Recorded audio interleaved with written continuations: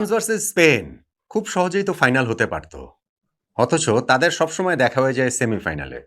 ২০২৪ ইউরোর সেমিফাইনালে দেখা হয়েছিল, ২০২৫ নেশনস লিগের সেমিফাইনালে দেখা হয়েছিল, ২০২৬ বিশ্বকাপেরও সেমিফাইনালেই দেখা হচ্ছে এই দুই ফুটবলীয় পরাশক্তির। যেই ম্যাচটাতে স্পেনের তো আসলে জেতা উচিত, জেতার কথা, সহজেই জেতার কথা। মানে আপনি যদি হচ্ছে গিয়ে ইতিহাসের দিকে তাকান, গত ২ টা যে টুর্নামেন্টের কথা বললাম, ইউরো এবং নেশনস লিগ, সেই ২ টাতেই স্পেন জিতেছে। যদি আপনি ফ্রান্স-স্পেন সর্বশেষ ১০ টা ম্যাচের হেড টু হেড দেখেন, সেইখানে স্পেন ৭ টা ম্যাচ জিতেছে, ১ টা ড্র হয়েছে, ফ্রান্স মাত্র ২ টা জিতেছে। ফলে স্পেনের তো সহজেই আজকে জিতে যাওয়ার কথা, ফাইনালে উঠে যাওয়ার কথা। ২০১০ সালে যে বিশ্বকাপ তারা জিতেছিল, সেই বিশ্বকাপটা আরও একবার সেকেন্ড ওয়ার্ল্ড কাপ শিরোপা জয়ের লাস্ট ধাপটাতে স্পেনের পৌঁছে যাওয়ার কথা। কিন্তু প্রবলেম হচ্ছে এই ইতিহাস দিয়ে মাঠের ফুটবল হয় না। মাঠের ফুটবলে এইবারের বিশ্বকাপে ২ দলের যে খেলা, তাতে যে খুব আলাদা করা যাচ্ছে দল দুটোকে তা না। কিন্তু তুল্যমূল্য বিচারে ফ্রান্সই এগিয়ে থাকবে স্পেনের চেয়ে।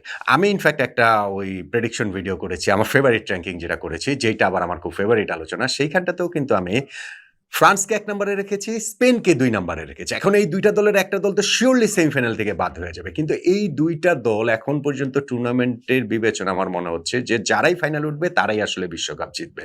ফলে সেই মুখোমুখি লড়াইটাতে এই সেমিফাইনালটায় ফ্রান্সের জয়ের সম্ভাবনাটা আমি যেহেতু একটু বেশি দেখছি, সেই কারণে ফ্রান্সকে ১ নম্বরে রেখেছি, কিন্তু স্পেনকেও ২ নম্বরেই রেখেছি। আর্জেন্টিনা, ইংল্যান্ড আরেকটা সেমিফাইনালের যে মুখোমুখি আছে, ওইখান থেকে তো একটা দল সিউরলি ফাইনালে খেলবে এবং ওই ২ টা দল অবশ্যই বিশ্বকাপ জিততে পারে। কিন্তু সেমিফাইনালের আগের হিসাব নিকাশে এই ফ্রান্স ভার্সেস স্পেন এই ম্যাচটা আসলে সত্যিকার অর্থেই ফাইনালের আগের ফাইনালের একটা ভাইব দিচ্ছে। স্পেনের কোচ দে লা ফুয়েন্তে কিন্তু এক্স্যাক্টলি এই কথাটাই বলেছেন যে ফাইনালের আগের ফাইনাল এই ম্যাচটা।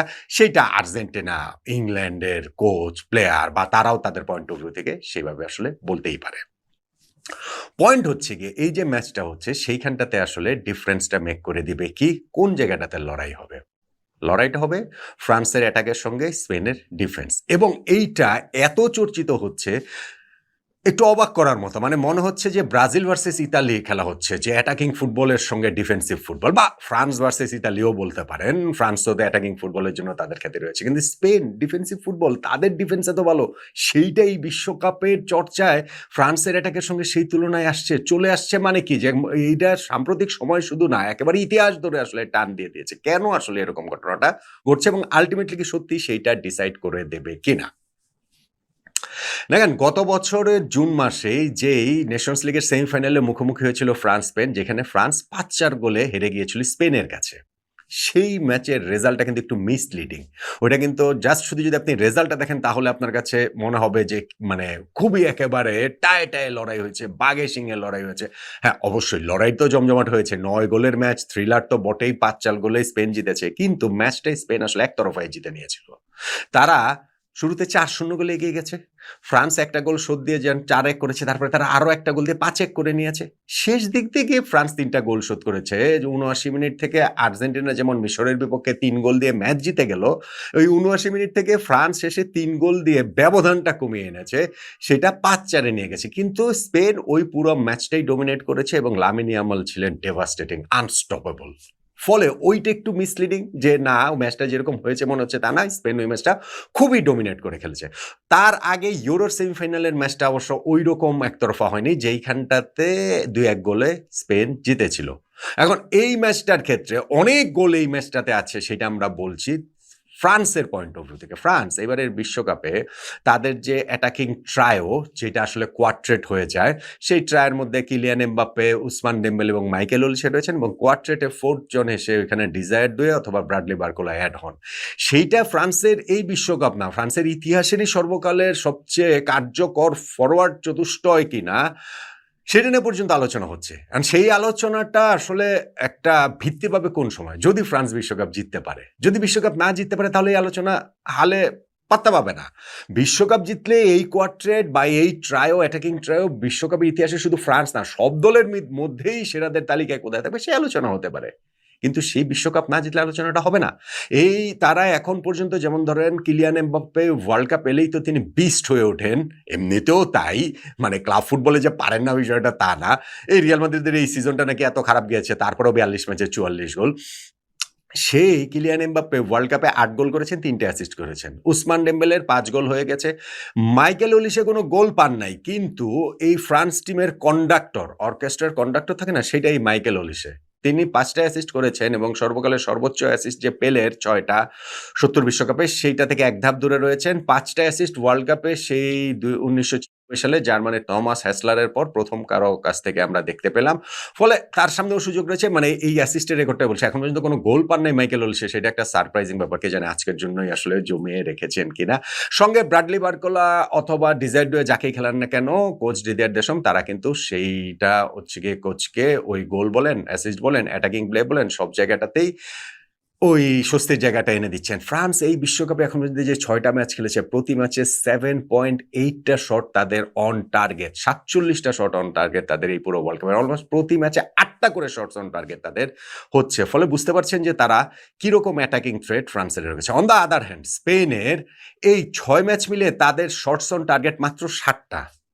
মানে তারা ফেস করেছে মাত্র ৭ টা, তারা রিসিভ করেছে মাত্র ৭ টা শটস অন টার্গেট এই ৬ ম্যাচ মিলে। এটা অ্যামেজিং একটা রেকর্ড।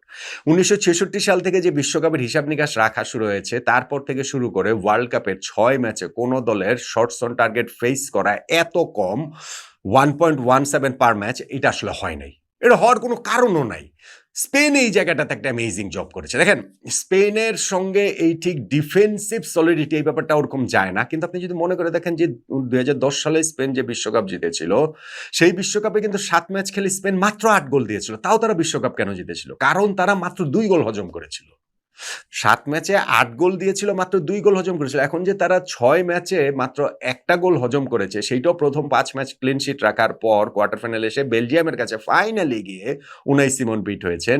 সো এইটা কিন্তু স্পেনের সেই ব্লু প্রিন্টার কথা মনে করিয়ে দিচ্ছে ২০১০ বিশ্বকাপে। তাদের গোলকিপার উনাই সিমন, কিংবা তাদের ধরেন হচ্ছে গিয়ে সেন্ট্রাল ডিফেন্সে পাউ কুবার্সি, আইমেক লাপোর্ট, কিংবা তাদের সামনে যে শিল্ড হয়ে থাকেন রদ্রি। রদ্রি তো দুর্দান্ত ফর্মে, তার সেই ব্যালন ডিওর উইনিং ফর্মে এই ওয়ার্ল্ড কাপে তাকে দেখা যাচ্ছে। ফলে ফ্রান্সের জন্য এই কাজটা নিশ্চয়ই কঠিন। স্পেনের এই ডিফেন্স ভাঙার কাজটা নিশ্চয়ই কঠিন। যারা এই ৬ ম্যাচ মিলিয়ে মাত্র ৭ টা শটস অন টার্গেট ফেস করেছে, ফ্রান্স প্রতি ম্যাচে অলমোস্ট ৮ টা করে শটস অন টার্গেট হচ্ছে গিয়ে তারা হয়েছে। ফলে সব মিলে মানে ফ্রান্স এক ম্যাচে যেটা করেছে, স্পেন ৬ ম্যাচ মিলিয়ে সেইটা শটস অন টার্গেট ফেস করে নাই। ফলে ওই জায়গাটাতে আসলে নিঃসন্দেহে একটা এক্সাইটিং ব্যাপার হবে। ম্যাচটাও খুবই এক্সাইটিং হবে। এবং ধরেন ফ্রান্সের অ্যাটাকের কথা যদি আমরা বলি, তাহলে তাদের ডিফেন্সটাকে আবার একটু ইগনোর করে। ফ্রান্সও কিন্তু মাত্র ২ টা গোলই হজম করেছে এই ওয়ার্ল্ড কাপে।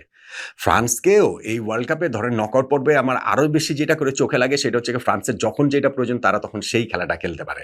নকআউট পর্বের প্রথম ম্যাচে সুইডেনের বিপক্ষে ৩-০ গোলের জয়ে তারা চোখ ধাঁধানো ফুটবল খেলেছে, তাদেরকে উড়িয়ে দিয়েছে। নেক্সট ম্যাচটা প্যারাগুয়ে আগলি ফুটবল খেললো, ফ্রান্সও তাদের ওই ডার্ক আর্টে আগলি সেটটা বের করে আনলো, ওইভাবেই তারা ম্যাচটা জিতে গেছে। মরক্কোর বিপক্ষে কোয়ার্টার ফাইনাল ম্যাচটাতে তারা কিলিয়ান এমবাপ্পের পেনাল্টি মিস করা সত্ত্বেও কোনো সময় মনে হয়নি যে ম্যাচের কন্ট্রোল তাদের কাছে নেই। মনে হচ্ছিল যে ইটস ম্যাটার অফ টাইম, যে ঠিক আছে তারা গোল পেয়ে যাবে, তারা জিতে যাবে, এবং এক্স্যাক্টলি শেষ পর্যন্ত গিয়ে সেটাই হয়েছে।